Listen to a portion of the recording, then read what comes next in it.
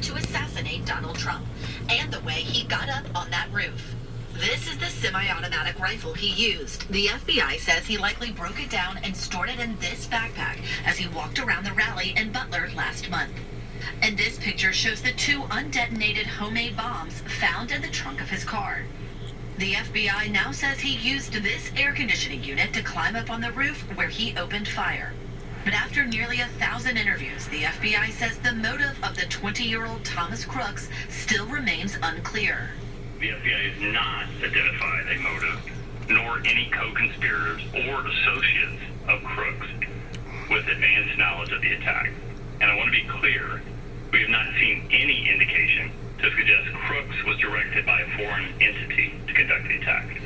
Before the event, the FBI says the gunman conducted online searches for campaign events for both Trump and Biden, and the Republican and Democratic conventions. When this event was announced, the Trump rally was announced early in July, he became hyper-focused on that specific event and looked at it as a target of opportunity. It seems this attack wasn't very sophisticated. Does that surprise you? It does not surprise me. Throughout the history of the Secret Service and assassinations and assassination attempts, they're all relatively unsophisticated activities, though they have deadly consequences. The shooter researched Kennedy's assassination, searching how far was Oswald from Kennedy, the FBI said.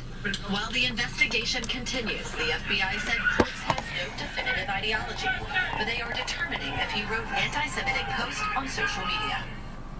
All right, Julia Ainsley joins us live. Julia, did the FBI reveal anything else about the gunman's activity online?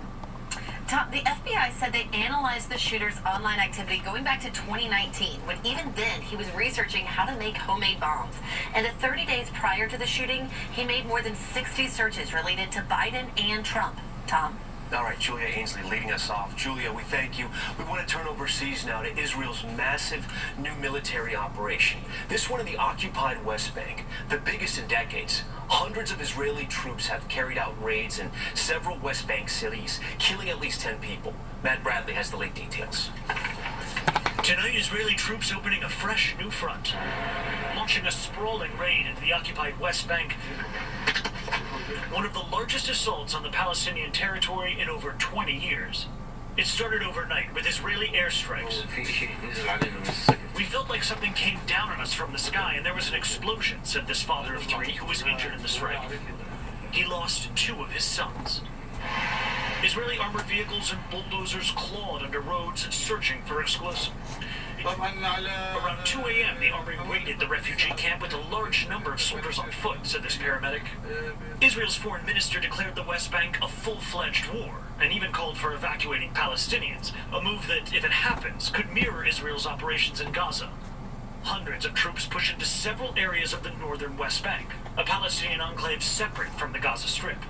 They focused on Jenin, Tulkarm, and the Farah refugee camp near Tubas. Palestinian health authorities say at least 10 people have been killed. Fighting in the West Bank isn't new. For years, Palestinians in the West Bank have suffered regular, sometimes deadly harassment from Israeli settlers. Violence human rights groups say has been ignored, and in some cases, even encouraged by Israel's government. Palestinian health authorities say more than 660 Palestinians have been killed there since Hamas's October 7th attacks from Gaza, where today, Israel's operations continue. IDF troops recovered the body of a soldier who had been killed during last year's attacks, and the World Food Program saying this vehicle was shot up while approaching a checkpoint, the organization saying they're temporarily suspending operations in Gaza. Now as violence in the West Bank intensifies, concerns it could come to resemble a new theater of war. Matt Bradley, NBC News, Tel Aviv. Back here at home to that tragedy in North Texas, where authorities say 4 people were killed and 11 injured when a van rolled over on a highway. Kathy Park is there for us tonight, and Kathy, you're getting some new reporting, I understand. One person somehow walked away from this? Tom, that's right. Officials say one person is dead.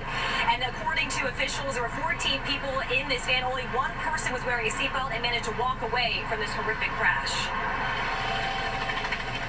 Tonight, tragedy on a Texas highway as a van loses control, rolling multiple times and ejecting several passengers during the crash. Emergency responders described arriving to the grim scene. All these people on the road, on the grass, that is very difficult because we have to be able to keep our composure and be able to treat every single one to the best of our ability. 4 people, including the van's driver, confirmed dead. Nearly all passengers injured, 3 in critical condition. Tonight, the victims have yet to be identified. Officials say the van departed from Florida, crashing around 8 this morning just outside Fort Worth, sending traffic on the Texas highway to a standstill. I saw a bunch of cop cars and the fire truck, the ambulance, there was a helicopter that was landed, and then I saw the car accident. It was pretty awful. Officials describing the mass casualty event as avoidable. Every vehicle has a seatbelt, and if you use that seatbelt, it's going to save lives. And in this case, there was one person that wore the seatbelt and was able to walk away. A critical reminder to buckle up on the road. Amen. Kathy Park, NBC News, Wise County, Texas. This just in tonight, some scary mid-air moments aboard a United Airlines flight from Cancun to Chicago. The plane forced to divert to Memphis after encountering severe turbulence that fire officials say injured 6 passengers. After landing, 1 passenger was taken to the hospital. In Nevada, the verdict is in tonight for a former politician charged with murdering a prominent Las Vegas investigative journalist over unflattering articles. The jury today finding him guilty of murder. We get more tonight from Morgan Chesky. In a Nevada courtroom, 47-year-old Robert Tellez could only shake his head as he heard the jury's verdict. Guilty of first-degree murder. The former county public administrator found guilty in the murder of Las Vegas Review-Journal investigative reporter Jeff Gearman, nearly 2 years after the prominent journalist was found brutally stabbed to death outside his home. Prosecutors painting Tellez as a man out for revenge after a series of articles by Gearman, who uncovered bullying and favoritism by Tellez during his time in office. The evidence is absolutely clear. The defendant murdered Jeff Gearman. The jury showed this security video outside Gearman's home, capturing someone in bright orange clothing and a straw hat enter the yard and lie in wait. Authorities say when the 69-year-old walked outside, he was attacked and stabbed multiple times. Investigators later finding partly destroyed shoes and a cut-up straw hat inside Tellez's home. Tellez choosing to take the stand himself, alleging DNA evidence was planted by political enemies. I am not crazy. I am not trying to avoid responsibility. The 2 men, far from strangers. The journalist interviewing Tellez just 4 months before his murder. He wanted to take something from Jeff, and that was his life. And tonight, the penalty phase for Robert Tellez is ongoing, with jurors hearing impact statements from the victim's family. Tellez faces 20 years to up to life in prison. Tom? All right, Morgan, we thank you for that. We want to turn out of politics. Vice President Kamala Harris. You know, just like the person that tried to take Donald Trump's life, something like that wants to do a horrendous act like that towards assassinating either a president or an official of any sort. Basically, they need to be taken completely out of society because they are a danger to society. If this guy done what they're saying that he done, and which all evidence looks like that he did, he deserves whatever punishment that they give him. Let's back this up real quick. This is pertaining to an incident that Donald Trump was involved in. I listened to part of it, but I didn't see all of it. Service members killed at Abbey Gate in Afghanistan and posing with family members among the gravestones. Several campaign staff posting their own content too. It's disrespectful. It's not Disney World. It's Arlington National Cemetery, and it should be respected as such. The visit first drawing scrutiny after reported altercation between campaign and cemetery staff over photography. The Trump campaign saying a staffer, quote, decided to physically block members of President Trump's team during a very solemn ceremony.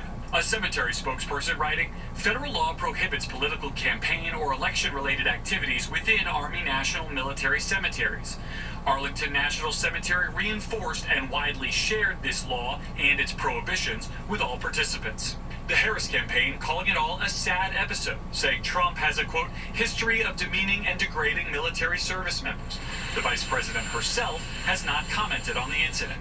Trump running mate J.D. Vance responding late today. She wants to yell at Donald Trump because he showed up. She can go to hell. Kelly Barnett invited the former president to Arlington. Her son, Marine Staff Sergeant Taylor Hoover, died at Abbey Gate. What would you say to people who may be pro-Trump, anti-Trump, whatever their politics might be, who just feel like that's not a place for politicians or for politics?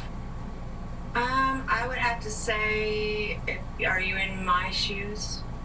I invited him. My son was murdered under the Biden-Harris administration. Utah Governor Spencer Cox attending with Trump, posting these photos. He later apologized for using them in a fundraising email. Garrett Haig, NBC News, Washington. All right, we turn to weather now. That intense late summer heat we've been following this week has stretched into the mid-Atlantic with 51 million under heat alerts. Temperatures ranging from the mid-90s to the low hundreds with new records possible. Another 33 million are at risk of severe weather in the northern plains and from the Ohio Valley into the northeast. Okay, we're going to take a break, and in 60 seconds, at least 9 deaths from listeria now being tied to tainted boar's head deli meats. Dozens more hospitalized. What you need to know right after this.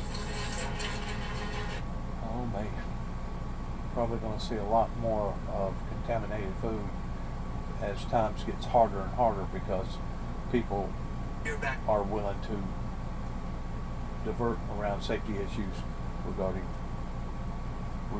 stuff like this. We're back now with the growing number of deaths from a listeria outbreak being tied to tainted boar's head deli meat. The CDC now saying at least 9 people have died. NBC's Ann Thompson has the late details. This is the worst outbreak of listeria in 13 years. 57 people hospitalized, 9 people dead, including 6 since the last update earlier this month. Let's back that up just a second. You know, whenever I first heard this, sitting here listening to it with the rest of you, first thing I thought of was the ordeal happened with Tylenol whenever somebody was putting cyanide, opening up the canisters and putting cyanide tablets, and it killed a bunch of people, and that basically altered the drug industry towards putting tamper-proof seals on all their medications. 57 hospitalized, 9 dead, 6 since early August. What's going on here? Are people now taking fentanyl and putting it in factories and putting it in meat so they can kill people? What's going on here? I'll tell you what's going on. 7 million pounds of meat produced at Boar's Head's Jarrett, Virginia factory. The products have either EST 12612 or P-12612 inside the USDA mark of inspection on product labels. If you have these meats, the CDC says throw them away. Listeria is a serious infection. It's the most deadly form of food poisoning. In a statement on August 15th, Boar's Head said it regrets the impact of this recall, and we feel for those who have suffered losses or endured illnesses. The CDC says listeria is a hardy germ. It can linger on surfaces like meat slicers and foods, even when refrigerated. Symptoms can appear the same day or up to 10 weeks later. The symptoms include headache, confusion, and convulsions, along with fever and muscle aches. All right, Ann joins us now in studio. So, Ann, who's at most risk for listeria infections? Tom, there are 3 groups. First of all, pregnant women, anybody who's over the age of 65, and anyone who is immunocompromised. If you fall in those categories, please do not eat meat that is sliced at deli counters unless it's been heated or steamed before it's served. All right, important information, Ann. We thank you for that. And up next, the battle for kids' attention in class. With students back in school, why districts' decisions to ban phones is about more than getting them just to focus. Anyways, what I was going to say a while ago pertaining to the boar's head, I know what's going on. The planet's warming up. There's different allergies, there's different funguses, there's different molds, there's different things now that's coming about that scientists in the medical industry did not foresee because the planet is warming up. And basically, it's verification of the Bible whenever Jesus said that in the last days these things would occur in living in perilous times. That's what's occurring. The devil is at move. We're trying to bring that much more sorrow and misery and anguish to the Homo sapiens down here on planet Earth. Schools are cracking down on something they say is a major distraction. Students with cell phones. Rahima Ellis with more on the new rules in our series Kids Under Pressure. Everywhere you look, kids are on their cell phones. But now there's growing pressure to ban them in schools. It's for the benefit of students. Brockton, Massachusetts high school principal Kevin McCaskill is getting a shipment of 3,700 pouches, one for each of his students to lock their cell phones in during the school day. Why is it a good idea for kids to put their cell phones away while they're in school? We can get the focus back on education as opposed to a student's social media feeds, text messages from other students, or even sometimes their parents saying, oh, you know, what do you want for dinner? At least 7 of the nation's largest school districts have rules against using cell phones during the school day, including bans in Los Angeles, Cleveland, and Orange County, Florida. 4 states have enacted statewide cell phone restrictions: Florida, Louisiana, Virginia, and South Carolina. California and New York State could soon join that list. While not all parents are on board, the shift comes as research shows phone-free schools can reduce distractions and cyberbullying, enhance focus on learning, and improve student well-being. Today, the Surgeon General warning, parents face additional stress managing their children's phone use. Many parents are struggling with tech and social media. Those are the number 1 and 2 causes of stress that parents cite when they talk about parenting being harder now compared to a generation ago. Grace Catella, an 8th grader in Framingham, welcomes her school's restrictions. You need to see the big picture and see how it really, how it helps you learn and how it helps the school. Her mother Jennifer believes it reduces anxiety and encourages socialization. The students are more engaged with each other at recess. They're actually talking to each other. They're doing activities rather than kind of going into their own circle and going onto their phone. Some families are concerned about not being able to reach their child during school hours for safety and health reasons. Administrators, however, encourage families to call the school office. Tom? All right, Rahima, we thank you for that. And up next, there's good news tonight from Paris. The spectacular opening of the Paralympic Games. America's... You know, I can see both sides of it. I can see the side where the children don't need to be distracted regarding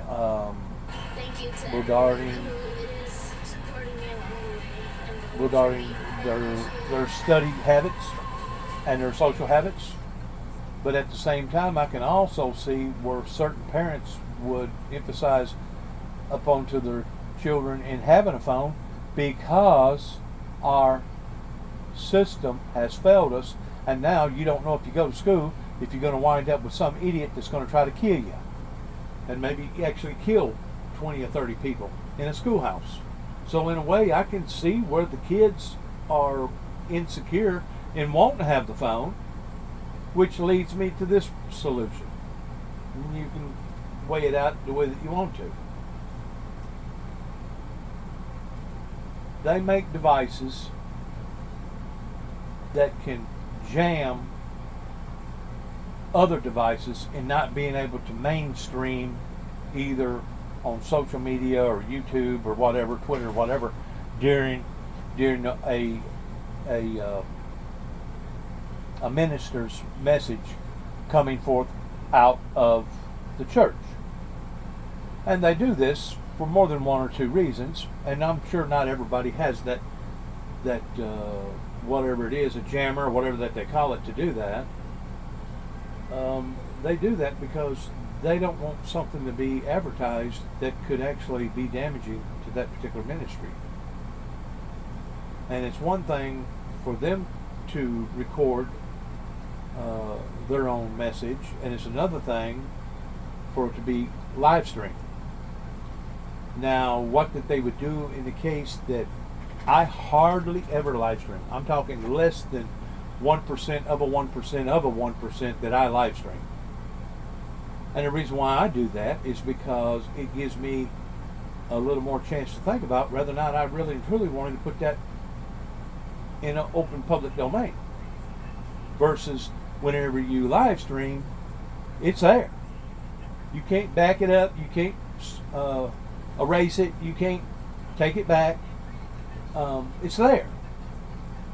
So if churches, synagogues, etc., has the ability to do this towards basically shutting down the phone system, or at least shutting down open social media, how come these schools can't do it pertaining to the principal? And if there is an occurrence that takes place, then all you got to do is flip the switch and everybody's phone becomes active. I don't know all the final details to it pertaining to how they do it, what it costs to do it, what the range is in doing it. I'm just saying that there ought to be other ways that a kid could still feel secure in having his phone, but basically the phone being dormant within that range that the school is jamming that whole system. That way he can't receive telephone calls, etc., etc. Now, I don't know how that they're going to go about doing that and still get texts, or maybe they're going to shut the whole phone down. I don't know. But there ought to be some sort of technology out there that can solve this problem pertaining to children being overactive on their phones during class. It's actually reached the same level pertaining to work ethics in a lot of these factories and a lot of these people that work, that the boss or the supervisor, whatever, has to basically mandate that if you're out on the floor and they see you talking on the phone, there's a heavy, steep penalty to it. And I'm sure probably they go on a point system that once you get a certain amount of points, if you get caught more than once, then you're in violation of not only losing your phone, but you're in violation of losing your job. Why is that? Because people need to be concentrated and focused upon what they're doing and how they're doing it, regardless if they know why they're doing it. You know, you're doing it because it obviously needs to be built or made or fixed or whatever. That way you can give 100% versus only 75 or 70 or 60%. While the phone's ringing, while you're being distracted, while you're getting this message or that message. You know, I mean, all these things. Social media is going to literally change the aspect or the dynamics of our lives in what we was accustomed to 20 years ago versus what we're going to have to become accustomed to today. And I can see the pluses and the minuses pertaining to all these gizmos and gadgets. And what we, the people, have to do is weigh it out towards is the successes outweigh the damages. In other words, does the good outweigh the bad? Because there's going to be good. I mean, you could probably take sweet potato pie, and if you gave it to the wrong person with the wrong intentions, could take that sweet potato pie and weaponize it and do something horribly bad to somebody. Maybe drown them in a sweet potato pie. Maybe throw it at a car or something, cause an accident. There's always somebody out there that can weaponize something that was intended to be not what they was doing with it. That's the reason why you need guardrails. That's the reason why we're going to have to put jamming systems. That's the reason why I feel like that you need to have electrical locks on all schools in case there was an event, that you could lock it down and at least isolate the problem. That way you didn't have to worry about somebody going class to class to class. Put electrical locks, same way as your prison system, where it'll automatically lock the door to where can't nobody get in and can't nobody get out until you can figure out what the heck's going on. I know in some ways that may have a counterproductive action to it, that if you lock the shooter up in the class and he's already done killed, let's say 7 or 8 people, and there's still 20 or 30 classmates in there, well, that basically locks him up with those kids, and now those kids basically don't have a snowball chance, and you know what, towards getting away from him. That's where you have to have exit strategies. You need to have separate rooms. I seen a thing on TV where you could buy this thing that was built into the ceiling and built into the wall. That way, if something like that was to happen, maybe you would have a chance towards saving your life. I seen a bunch of first responders, firemen, giving out 5-gallon buckets with basically toilet paper, water, necessities that you're going to need in case something like that was to ever occur. And I hate to think that we have to think that way, but it's reached a point that if we do not think smarter rather than working harder above and beyond the enemies that are out there to create this type of damage, just like the shooter with Donald J. Trump, if we don't stay ahead of our game, the devil is out to kill, steal, and destroy, just like the Bible talks about, that he will come down in great wrath because it or he knows his time is short. Now, there's a lot of people out there that thinks that I'm crazy by saying that, because they've never had a true relationship with the Heavenly Father, and they basically have always metaphored, regardless whether it be demonic spirits or Holy Spirits, and in reality they was already a denier before somebody like me ever come along. But the fact of the matter is, it doesn't matter whether or not you're a believer or you're a non-believer whenever it comes to saving one's life. Life is always the most precious thing. And whenever we no longer conduct ourselves in putting life in that category towards it being the most sacred, crucial thing, then we as a society are slipping backwards to the point that we take a chance on the Heavenly Father intervening and Him stepping in and showing us how the cow's going to eat the cabbage. Substance on leaves, cars, mailboxes. 10 out of 10. Understanding why these little creatures are floating around right now. Now that may be interesting to look at and to watch, because I see them all the time out here. They almost look like gnats, but they're not gnats. Let's back up and see if we can catch that real quick. Back up, back up, back up, back up, back up. Thank you to No. No. That's something to do with that show. Keep going, keep going. You Got Talent, America's Got Talent, or something like that. Keep going, keep going, keep going, keep going. Right to, up to, there. Back up. Woolly ape. Back up just a little bit. Right there.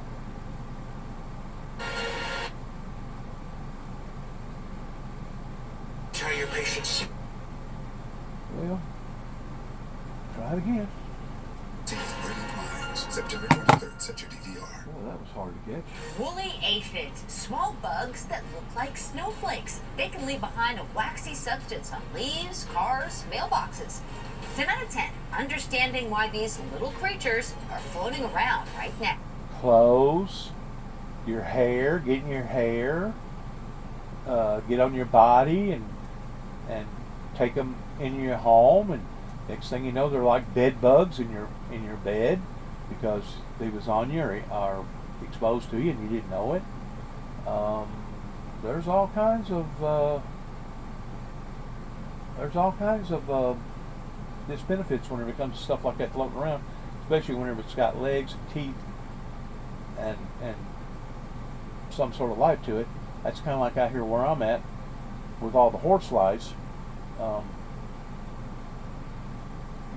You really got to be a tough hombre at this time of the year whenever the corn's getting ready to ripe out for harvest. You got to really be a tough hombre to live in these bottoms and in these areas out in the country, because a horsefly actually has teeth that will actually bite you.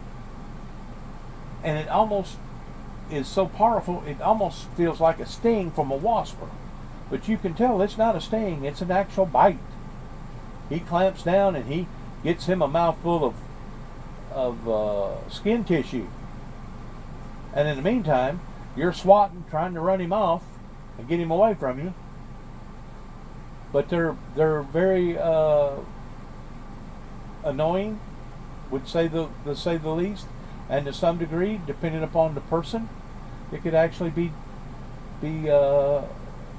I ain't going to say that it would be lethal to get bitten, but it would be extremely painful. It could be extremely painful depending upon the person, how sensitive that he or she are, regardless whether it was an old person or a child, a young person. And once more, whenever we're dibbly-dabbling around with all this heat warming, going from normal to abnormal, pertaining to global warming, warming up, there ain't no telling what type of critters, viruses, allergies, moles, there ain't no telling what we're going to be dealing with whenever we're on this trajectory right now of doom and gloom. And if we don't understand that, and if we can't see that, then maybe we don't deserve the life. Maybe we do deserve to die a very cruel, insensitive, harsh way of dying. Because you do have people that does bring these things to other people's attention, and if the people don't pay attention to the people that's trying to help them, that's trying to save them, well then maybe it's reached a point that we're dealing with a society that is unsavable. That is unsavable. I don't know. I've never seen so many problems in my life that has just surfaced since basically 9/11 and has more or less since surfaced since COVID. I've never seen so many problems that is overwhelming to just about any and everybody. The official, who's not been identified, later declined to press charges. That's regarding, I think, Donald Trump on the deal. That surprised. Let's go back to it real quick.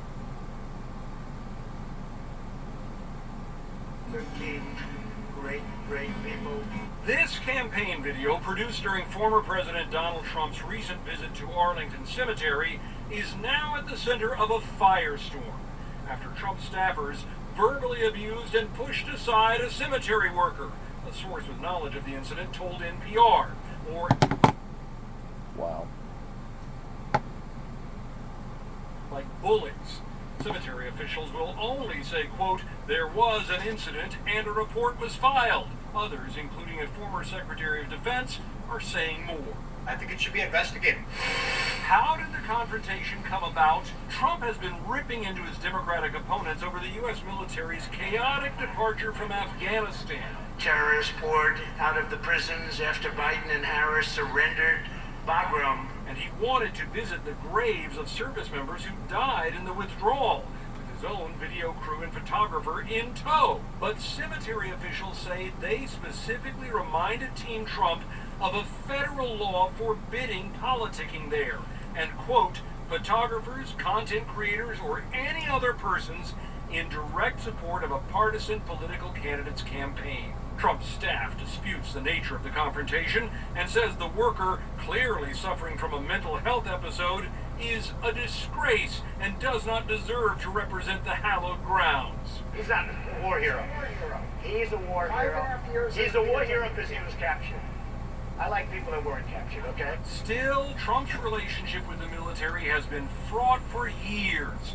From mocking the war hero John McCain to calling service members losers and suckers, which he denies, to recently saying the Presidential Medal of Freedom he gave to a GOP mega donor is better than the Medal of Honor. Because everyone gets the Congressional Medal of Honor, that soldiers, they're either in very bad shape because they've been hit so many times by bullets, or they're dead. Amid all this, the Trump team says they just did nothing wrong. And and the Harris campaign is saying, in effect, it's Donald Trump. What did you expect? Anderson? Tom Borman, thanks very much. Joining us now, Massachusetts Democratic Congressman Seth Moulton, who served 4 tours of duty with the Marines in Iraq. Congressman, it's interesting to hear Donald Trump, talking about what happened 3 years ago on Monday, the horrible killing of these 13 service members. Certainly the Biden administration, it's understandable the criticism of the chaotic withdrawal, and that's for voters to decide. It was interesting, I talked to H.R. McMaster earlier this week, whose book is just out, his former national security advisor, who was very critical of the former president's policy toward Afghanistan. It was the former president who actually made a deal directly with the Taliban, cutting out the Afghan government from any of those talks. And it was the former president who actually freed 5,000 members of the Taliban from prisons in Afghanistan and drew down U.S. troops, even though the Taliban was continuing to attack and welcome back terror groups. That's right. Trump made a deal with terrorists, something that we don't do in America. Trump wanted to pull out of Afghanistan sooner, which would have resulted in more chaos. So it's only people who forget their history who, can think that Trump would have handled this better. Trump would have handled it absolutely worse. And by the way, anyone who knows Trump's views on immigration knows that he wouldn't have rescued a single one of our Afghan allies, something that veterans like myself worked tirelessly to do during that withdrawal. The Trump administration had insisted that the withdrawal would be on May 1st. The Biden administration actually pushed it back to August. Obviously, still, it ended up being, as we all saw. In terms of what happened at Arlington, Americans are obviously accustomed to seeing news footage of presidents visiting the cemetery on Memorial Day and other solemn occasions. Can you explain why certain kinds of footage is permissible in specific locations but frowned upon or barred in other parts of the cemetery? Because apparently you're not supposed to take video that's used for campaign purposes. That's right. We want to honor our veterans, not exploit them. We want to honor our veterans, not exploit them. And I will always hail the heroes of Abbey Gate, those Marines who risked their lives Absolutely. So that thousands of others could be free. Absolutely. And of course, the 13 servicemen and women who lost their lives trying to save so many others, they'll go down in history as American heroes. Amen. And I'll be saying that to the day I die, because I was fortunate enough, Anderson, to actually witness their work right there at Abbey Gate. Right. But then to take that sacrifice and twist it and exploit it for partisan political gain, that's shameful. It's shameful, and it's not only shameful, it's illegal. And yet, given what we know about Donald Trump and his fundamental disrespect for veterans, for those who serve, he is of course a draft dodger himself. This really is just par for the course when it comes for how Trump treats veterans. Congressman Seth Moulton, I appreciate your time. Thank you. Well, that's one way of looking at it. That's one theory, I guess. And then another theory could be that people just take stuff like that from somebody as important as Donald Trump and blows it out of proportion in some form or fashion. Let's go out here real quick.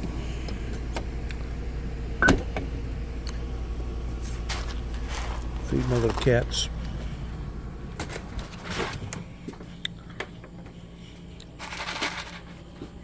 Mine. I don't know where they are. I was out here earlier. I am very, very cautious and critical whenever it comes to a live ceremony at a funeral, towards making sure that it is conducted in a most sacred, honorable, ordinary way, regardless whether it be military or non-military, because that's basically the last moment in time of that individual, him or her, that's going to be left here upon to the planet, and that's basically their last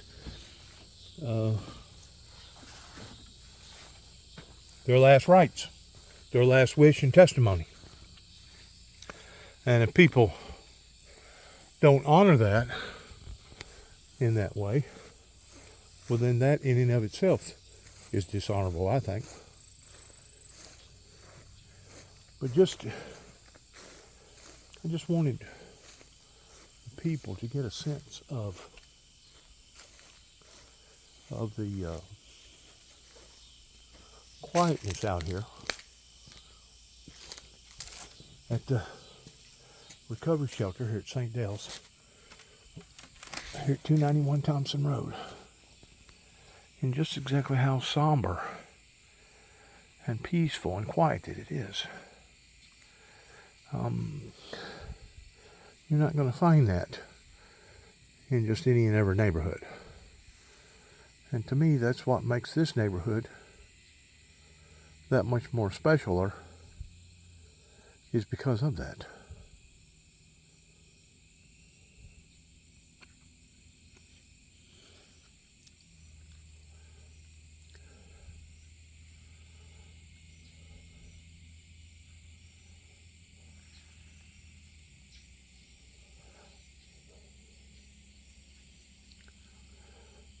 Sometimes we have to just obey the Gospels in stating the fact to be still and listen.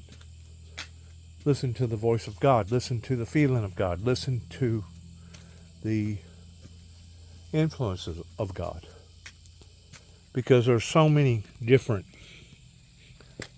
levels of communication that comes from our nature. That if we're in a hustle bustle, commotion, ratting and a raving, screaming and yelling at one another, dodging and being in and out of traffic and hearing all gizmos and gadgets and basically just being in a uproar,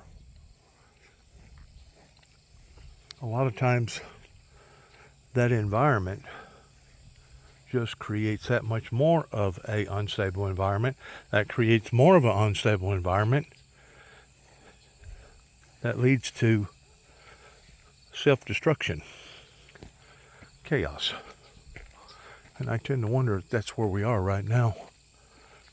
Not just here in America, but regarding the world. That if we don't slow down and basically smell the coffee, or whatever word theory that you want to use, if we don't slow down from time to time and be still and just listen,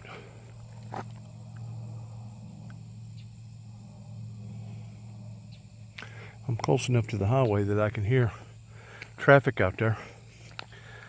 I don't necessarily hear it inside my trailer because of the walls, but I remember whenever I was up at LBL fasting and praying for peace, praying for a revival, that sometimes I would actually get disheartened or disgusted because an airplane flew over.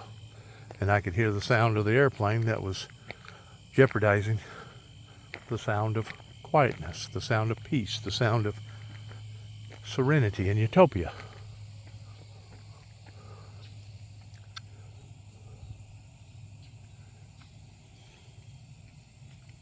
Sometimes we just need to stop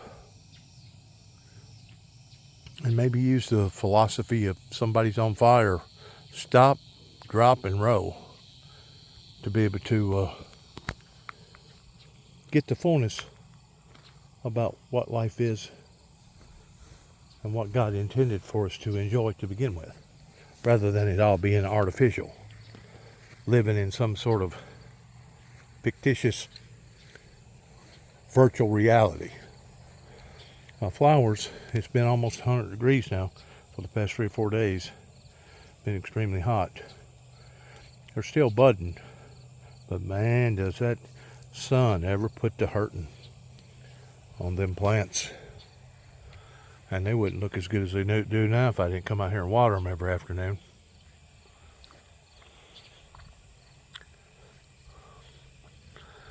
There's the rear end of St. Michael. And he's got the dragon in between his legs holding him. And of course, if you look at the front, where he's taking the sword and he's injecting it into his head. Killing the dragon, killing the beast. This is one reason why that I wanted to take my army guy and move him. For some reason, this material just did not hold up pertaining to me painting that.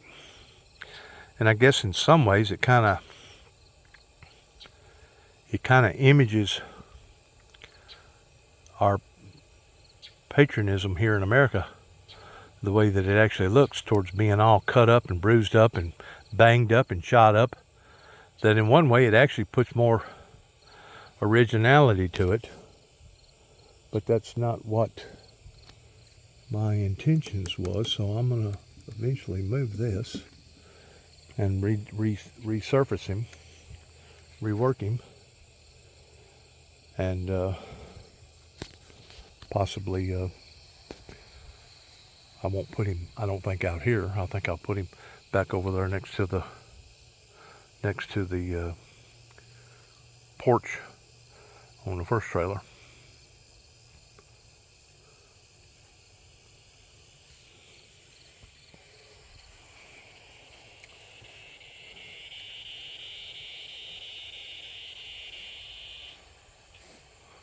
My flowers this year have done real well that I put out. Once more, you gotta water stuff to keep it alive. You gotta nurture it, because if you don't, it won't last. That's the same way with relationships. That's the same way with work. That's the same way with your health. It's the same way with everything. You have to nurture it. And if you don't, it'll start deteriorating. And the next thing you know, it'll go bad.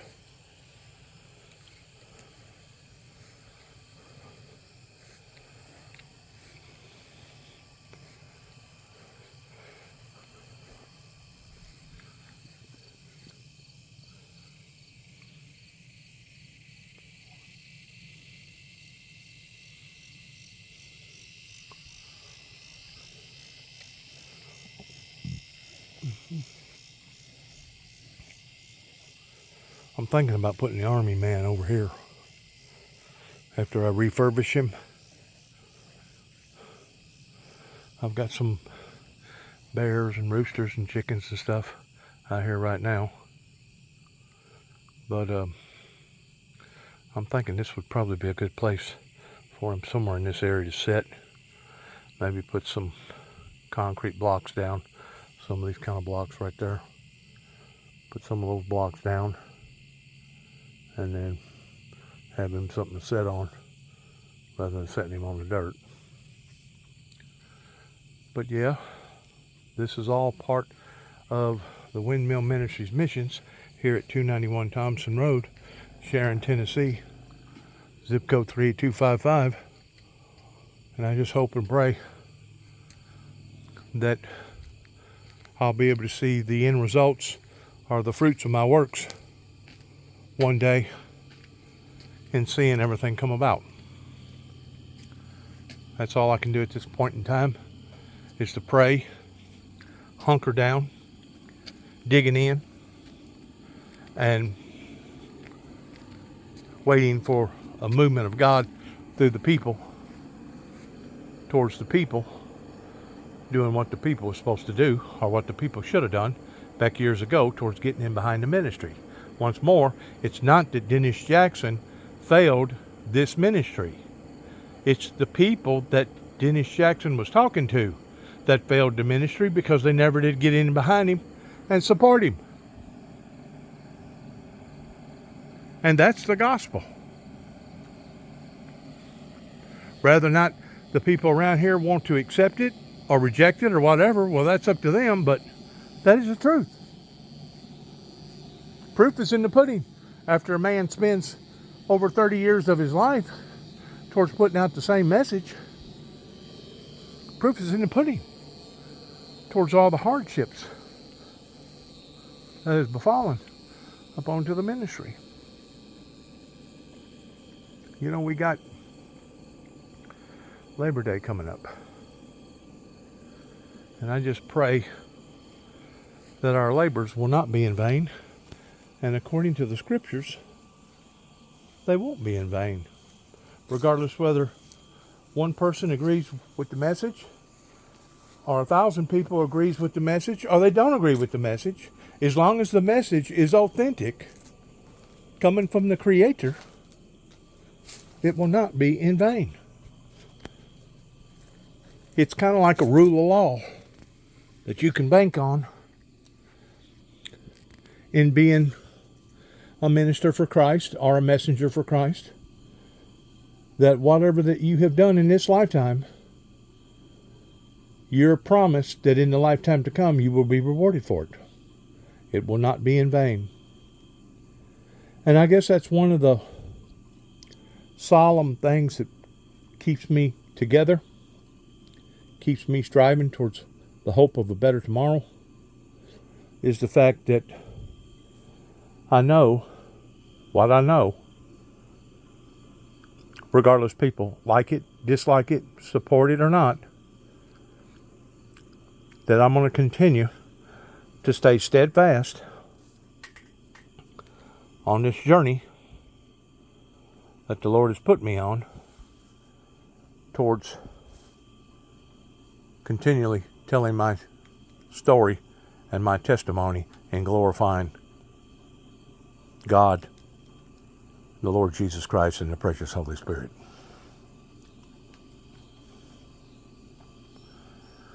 Good luck to all of us. God bless. Right now it's very, very warm out here. It's cooled off a little since the sun went down, but it's probably still 90. Humidity's kind of high too out here. But good luck to each and every one of us as I end this message tonight in regards towards a Labor Day message. God bless America, and shalom to all of us.